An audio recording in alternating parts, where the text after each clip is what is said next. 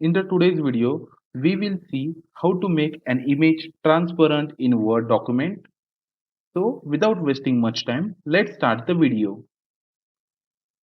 So for that, click on Insert, click on Shape and select Rectangle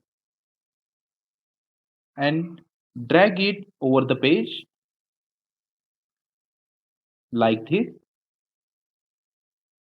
Click on Shape Outline, select No Outline and right click, go to Format Shape and here select Picture or Texture Fill and click on File.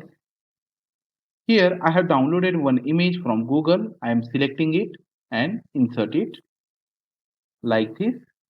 Increase its transparency. I am changing to 60%. Enter it. So yes friends, you can see now how our image looks like. It looks very beautiful as we added a picture. So if you want to change this text also, if you want to change this text like means you want to edit this text.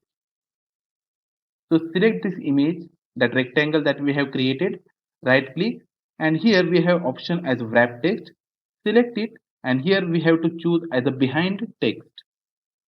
Now friends, you can see you can edit any text from here also. You can delete, you can add any text inside that. Yes, that's it for today's video.